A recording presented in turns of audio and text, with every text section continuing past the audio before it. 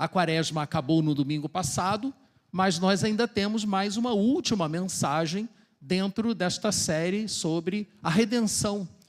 Aquilo que Deus faz em nosso benefício, e vemos na Bíblia que Ele fez ao longo da história em várias ocasiões. E hoje, domingo de Páscoa, comemoramos a vitória de Jesus sobre a morte, que é a condição necessária para que alcancemos a redenção eterna. Porque em Romanos, capítulo 10, eu não vou pedir que você abra a sua Bíblia, é apenas um versículo. Romanos, capítulo 10, versículo 9, nós lemos assim: se você confessar com sua boca que Jesus é o Senhor e crer no seu coração que Deus o ressuscitou dos mortos, você será salvo.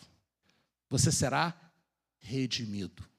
Então a redenção, a salvação, depende da ressurreição. Sem ressurreição, sem a fé, a confiança que Jesus não apenas morreu por nós, mas está vivo, está à direita do Pai, intercedendo por cada um de nós. Sem essa convicção, a nossa redenção fica a perigo. Ele não está mais aqui. Então, agora sim, agora se você quiser abrir a sua Bíblia, se você quiser uma Bíblia emprestada, nós temos algumas aqui, não, Paulo está ali atrás, temos Bíblias ali que possa emprestar para você. Você, por favor, abra sua Bíblia no Evangelho de Marcos, capítulo 16, que fala um dos evangelhos. Os 4 evangelhos tratam da ressurreição de Jesus. Poderíamos escolher qualquer um deles, mas, justamente porque hoje foi um dia especial com o coral, eu escolhi o mais curto. Então, Marcos, capítulo 16, a passagem toda, ela vai do versículo 1 ao versículo 20, mas não lerei a passagem toda. Então, Marcos 16, a partir do versículo 1. Quando terminou o sábado, Maria Madalena, Salomé e Maria, mãe de Tiago, compraram especiarias aromáticas para ungir o corpo de Jesus. No primeiro dia da semana, bem cedo, domingo, ao nascer do sol, elas se dirigiram ao sepulcro, perguntando umas às outras: quem removerá para nós a pedra da entrada do sepulcro? Mas quando foram verificar, viram que a pedra, que era muito grande, havia sido removida. Entrando no sepulcro, viram um jovem vestido de roupas brancas assentado à direita e ficaram amedrontadas. Não tenham medo, disse ele, vocês estão procurando Jesus, o Nazareno, que foi crucificado. Ele ressuscitou, não está aqui. Vejam o lugar onde o haviam posto. Agora, vão e digam aos discípulos dele e a Pedro: ele está indo adiante de vocês para a Galiléia. Lá vocês o verão, como ele disse. Tremendo e assustadas, as mulheres saíram e fugiram do sepulcro e não disseram nada a ninguém, porque estavam amedrontadas.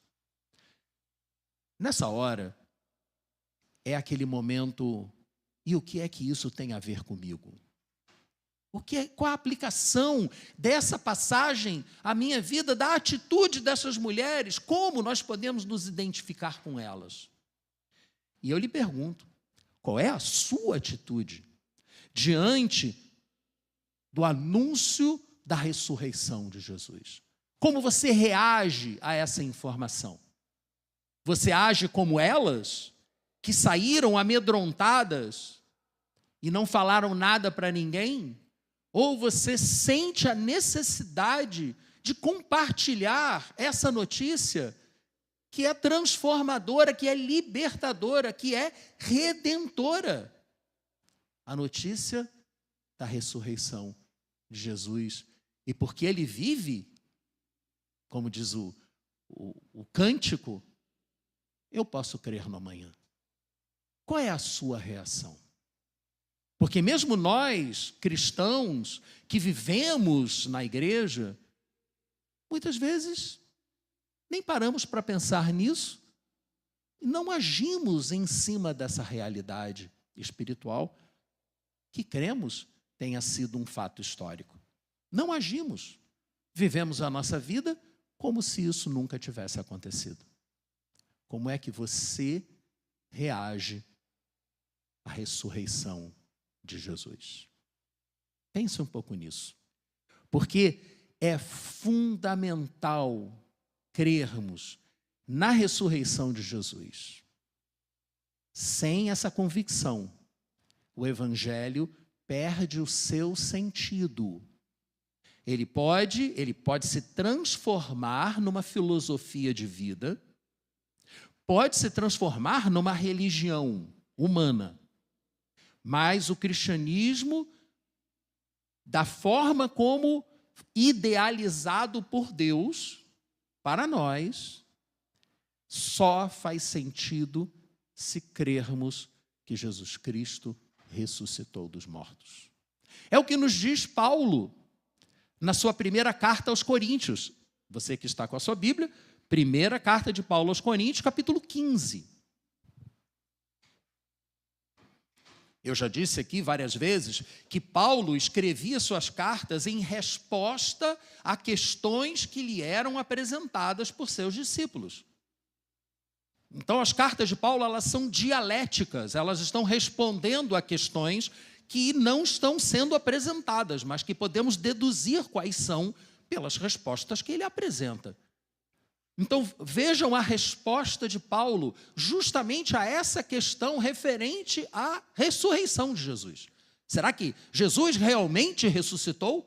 E Paulo então nos diz, 1 Coríntios, capítulo 15, versículos 1 a 8. Irmãos, quero lembrar-lhes o evangelho que lhes preguei, o qual vocês receberam e no qual estão firmes. Por meio deste evangelho vocês são salvos, desde que se apeguem firmemente à palavra que lhes preguei. Caso contrário, vocês terão crido em vão. Pois o que primeiramente lhes transmiti foi o que recebi, que Cristo morreu pelos nossos pecados segundo as Escrituras, foi sepultado e ressuscitou ao terceiro dia, segundo as Escrituras. E apareceu a Pedro e depois aos 12. Depois disso, apareceu a mais de 500 irmãos de uma só vez, a maioria dos quais ainda vive, embora alguns já tenham adormecido. Depois apareceu a Tiago e então a todos os apóstolos. Depois destes, apareceu também a mim, como a um que nasceu fora do tempo. Jesus apareceu a Paulo, o perseguidor.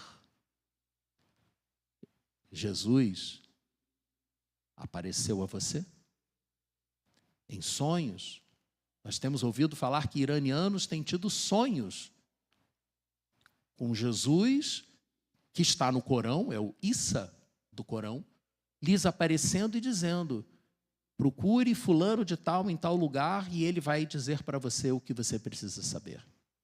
E milhares têm sido batizados, às escondidas, porque lá vocês sabem que a conversão a outra religião é pena de morte. A apostasia é totalmente inaceitável para o Islã. O Evangelho de Jesus Cristo, por meio do qual podemos ser reconciliados com o Pai, é este que Paulo nos apresenta, de forma tão resumida, tão concisa. Jesus, o Filho de Deus, foi enviado para morrer em nosso lugar, carregar sobre si os nossos pecados, para que pudéssemos ser reconciliados com o Pai. Mas porque não permaneceu morto, antes venceu a morte, ressuscitou e ascendeu aos céus, por conta disso, ele não apenas venceu o pecado, mas ele também venceu a morte. E porque ele venceu a morte, nós podemos ter esperança. Mas Paulo continua. ainda no capítulo 15, agora versículo 17. E se Cristo não ressuscitou, inútil é a fé que vocês têm, e ainda estão em seus pecados. Neste caso, também os que dormiram, morreram, né, em Cristo, estão perdidos. Se é somente para esta vida que temos esperança em Cristo, dentre todos os homens, somos os mais dignos de compaixão. Somos miseráveis, autoiludidos, se não houve de verdade a ressurreição. Mas ele responde a si mesmo, dialeticamente, como disse no versículo 20, mas de fato Cristo ressuscitou dentre os mortos, sendo as primícias daqueles que dormiram. Aleluia. E aí eu lhe pergunto, você está precisando renovar a sua convicção na vida, sacrifício e ressurreição de Jesus e no impacto que isso tem na sua vida? Você está precisando disso? Eu quero orar por você antes de continuar. Diferente, eu sempre oro ao final, né? Agora eu vou orar no meio. Porque se nós não tivermos isso muito claro em nossa mente, muita firmeza, muita convicção sobre esse básico do básico que Paulo nos apresenta, a nossa fé é em vão. Nós estamos perdendo nosso tempo. Nós estamos perdidos. Feche seus olhos. Pergunte-se. Faça essa pergunta a si mesmo. Eu creio verdadeiramente na ressurreição de Cristo?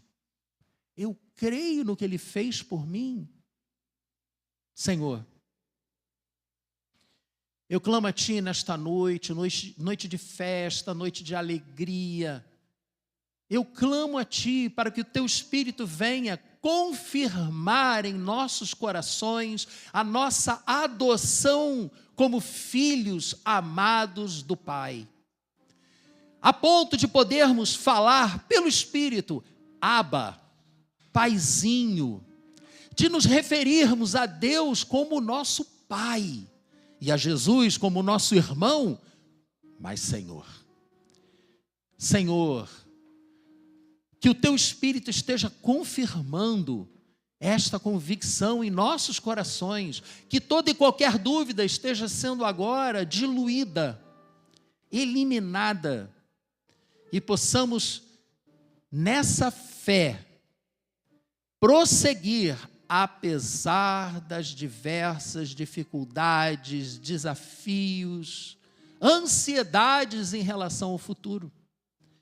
Que seja o Senhor a nos inspirar, nos capacitar, nos sustentar e nos orientar.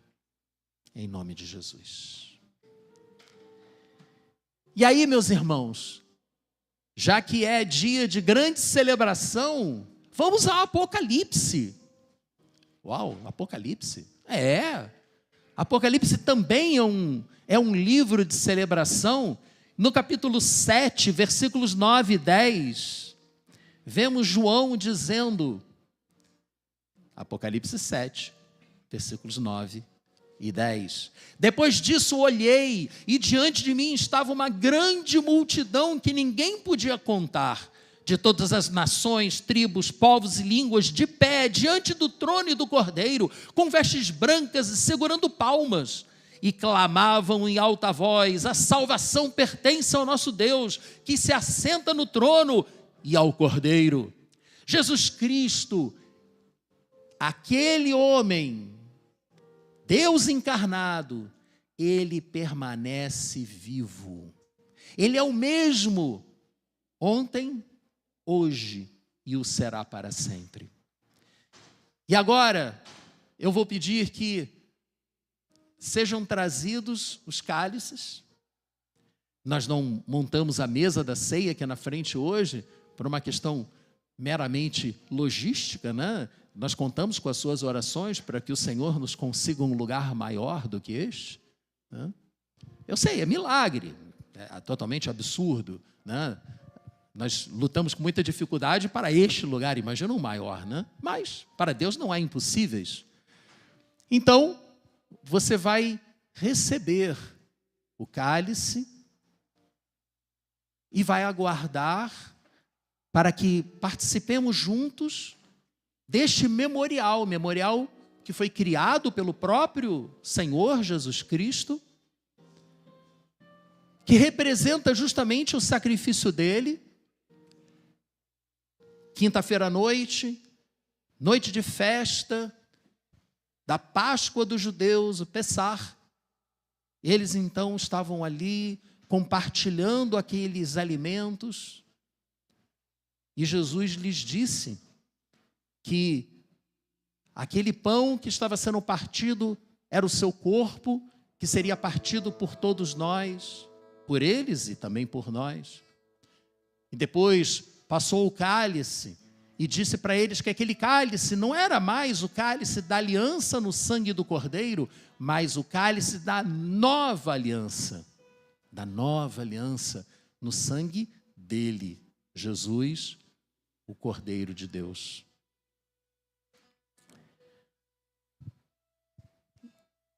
Ainda em Apocalipse, enquanto aguardamos que todos recebam seus cálices, versículos 13 e 14 de Apocalipse 17. Então um dos anciãos me perguntou: quem são estes que estão vestidos de branco? De onde vieram? Respondi: Senhor, tu o sabes. E ele me disse: estes são os que vieram da grande tribulação, lavaram as suas vestes, as branquearam no sangue do Cordeiro. Mas hoje nós temos que nos lembrar da ressurreição de Jesus e nos lembrar que o seu triunfo está próximo, muito próximo. Pois Isaías 49:6, que é o grande livro profético que fala da vinda de Jesus, ele diz: é coisa pequena demais para você ser meu servo e restaurar as tribos de Jacó, trazer de volta aqueles de Israel que eu guardei? Não, também farei de você uma luz para os gentios, para que você leve a minha salvação até os confins da terra. E a salvação chegou para nós, por meio de missionários que vieram e trouxeram a palavra, e o Espírito Santo que transformou aquela palavra em vida